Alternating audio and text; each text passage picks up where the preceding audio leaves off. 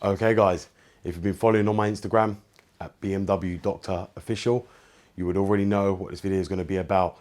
A lot of you got it right and some of you didn't. Some of you said it was a fuse, which, as I said to you, you should stay away from these cars, even insisting it was a fuse. So the part that actually failed, and the reason why my SOS light was actually on, if you'd seen on my Instagram, was because of this, which was the Bluetooth module. This is common to go, and this has gone on my M5.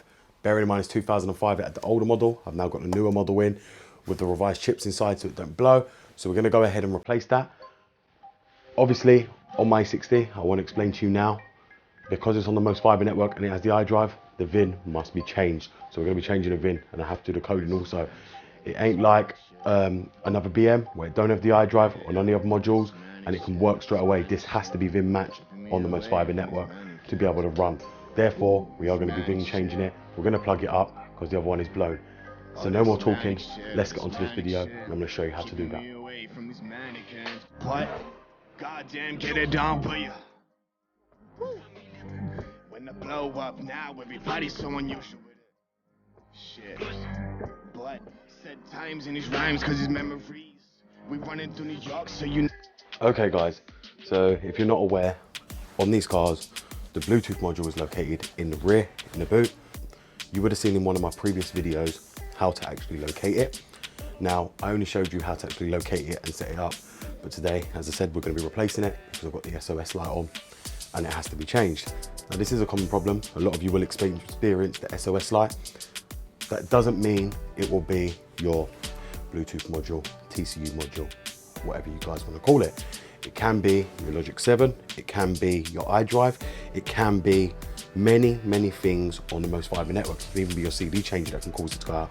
The most fiber network makes up the whole SOS ring, which all links back on to their SOS button that you've got inside your car.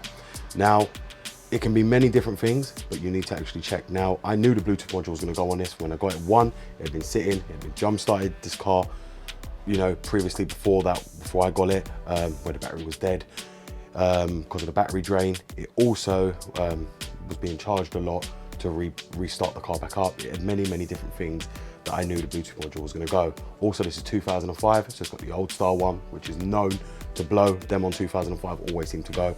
Therefore, we're just going to replace it like for like and get onto it. So what you're going to want to do is, the first thing, you're going to want to lift up the carpet in the rear here.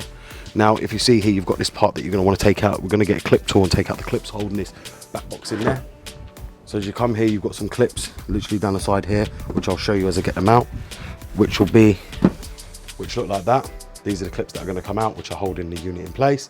You're going to have one there. You're just going to want to throw it into the tray there so you don't forget them. You're going to have one up here at the top, which holds this plastic there, and there's the other one right out, which we're now going to throw over there. You're going to want to lift the carpet up, then you're just going to want to pull this out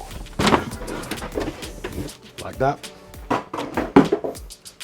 Then what you're going to want to do is get your Torx 30, and you're going to want to then just release this bolt right here.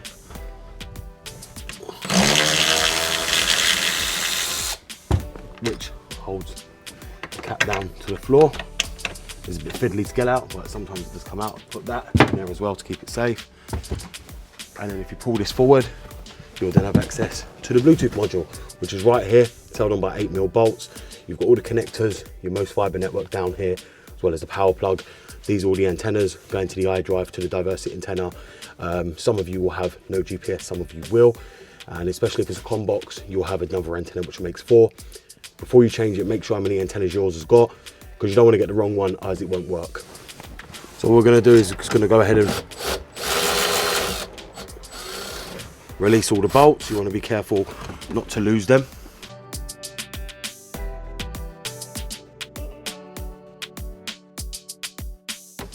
And if you see here, it will just simply unplug. You want to be careful of all the connections here, all the power supply and the most fiber network port. You just want to easily pull that out like that. Then you want to get all the other connections on the back here and just push them out like that. So remember, the black one goes to here and the purple one goes next, and then the white one will go here. So what we're going to do is we're just going to put it back in this position. We're going to locate it all. We're going to put all the plugs back in. So we'll plug that back in right here. Then you need to get the most fiber network, which is here as well. Locate that and plug that one in. Then what you're going to want to do is put it back onto the bracket.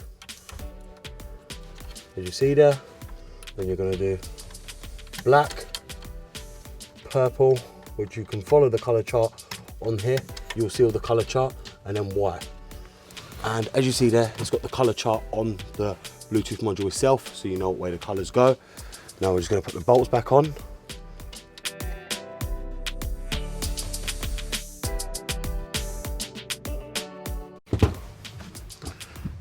And as you'll see there, that's all done.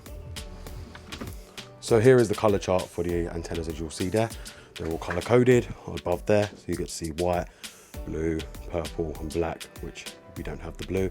That's, like I said, if you've got the COM box and you've got the GPS, and you'll see that's the most fiber port and the connection for the power plug as well. So now we've got all that installed, we'll leave it like that, and we're going to go ahead and now change the VIN over and code it all and make it all work completely.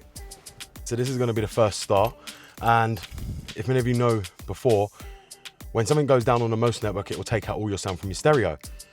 So it was doing that, and it would take it all down, keep blipping in and out, and then I would get the SOS light to tell me that obviously the Bluetooth module was faulty. Now we've replaced it.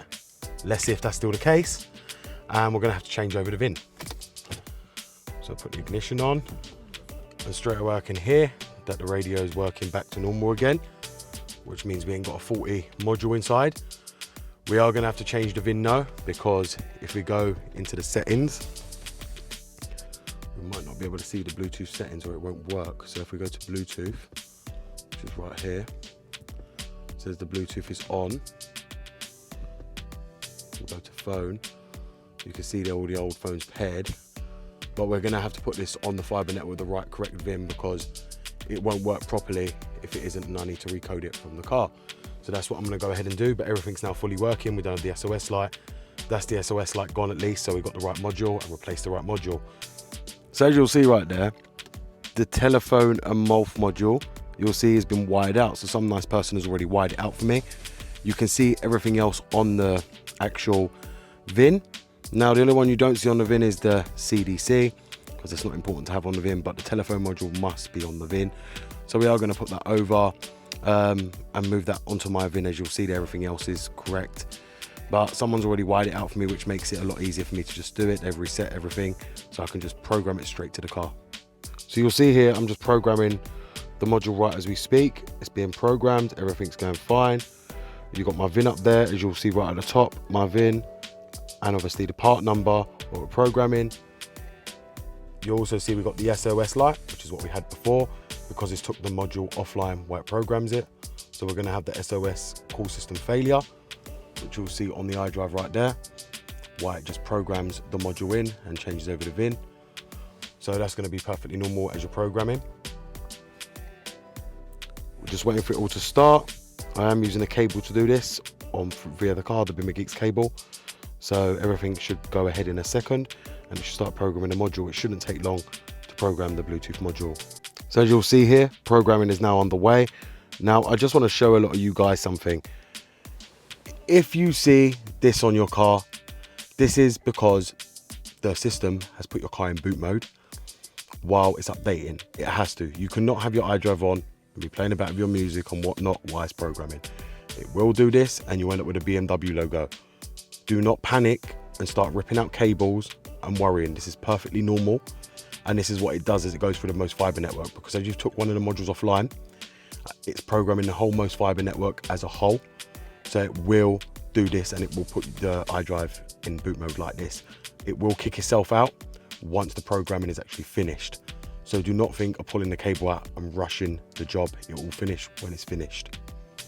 And as you'll see there, it does do very slowly, but once it's done, it's done. So there's no need to actually worry. And then we'll program the module correctly on the MOS fiber network, and then that's the job done. So as you see there, guys, it's still programming, still doing its thing. It's at 80%. This module takes forever to program because it's on the MOS fiber network. So it just takes forever. But it's doing, and we'll get there soon. Then we recode, and then done. That'll be the job done, even though the Bluetooth module is working. But I know fully that they have to be programmed to the VIN, otherwise they will start giving problems later on without you even realizing. And then there's issues because it will start cutting out, it won't work properly, it will drain your battery because it doesn't know it's on the right network, it doesn't know it's linked to the same car, and we're not going to be having that. There you are, guys. It's just finishing programming, and if you'll see here, everything's coming back on. Let's say hi Beam Assistant 40. Just saying the SOS call failure, which is not true. It's just finishing programming on the telephone module, that's why. But everything's now booted back up. You'll see that will go once the programming's okay. We haven't got programming okay yet, so we'll just wait and we should get programming okay, and the SOS call failure will go. So we'll just leave it and wait for it. But as you see there, everything's booted back up as I told you, once it gets to 100%. And now everything's just disappeared. So we just wait, because we can see up there, top is still showing 100%. So it ain't fully come back yet, so we'll just wait for it. And then it will say programming okay. Because if you see there now, we'll hold the check and check okay, which means the SOS is back online, which is the telephone module. So we've got no faults. We'll just fully wait for it to be 100%, which is showing. Just want to see the okay. And there we have it. Programming okay, as I told you. So that's the telephone module now successfully programmed to the car. And if you see here now, the VIN matches on the telephone module. So we've got the VIN completely correct, and you see it's been updated in 2021 by me. That's today's date. So everything's up to date and correct. And okay guys, so this is the reason why you need to have it on your VIN. Because when you press start pairing, as you'll see there, your VIN comes up. Now if you've got someone else's VIN and you need to connect, or for instance you sold the car, nobody would know whose car it is. It uses your VIN's digits to find your car. That's exactly why you need to change over the VIN, to make sure you can find the device very easily. So it makes people's life easy when you go to actually sell the car, because they know what car they're actually locating on the Bluetooth. And the pin for it will be 0000, and then that will be it, guys. Your phone will connect straight away to the Bluetooth. Okay guys, as you've seen now, I've now shown you how to replace your Bluetooth module. I was also showing you how to actually program your VIN to the car to make sure it functions properly on the most network, or you will have issues like for no sound coming through your speakers. If you just plug it up, you will have issues, or it won't turn off, or you end up with a battery drain where the most network ain't shutting down the Bluetooth module, and that can really drain your battery. Therefore, it has to be programmed on the VIN. Now, if you don't have iDrive, it will not need to be programmed to the most network. You can just plug it up and that's it.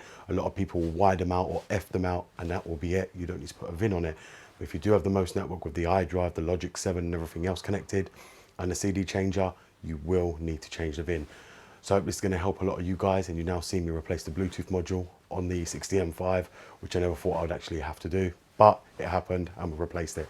So thank you very much for watching, guys. It's BMW Dr. Dean here, and goodbye.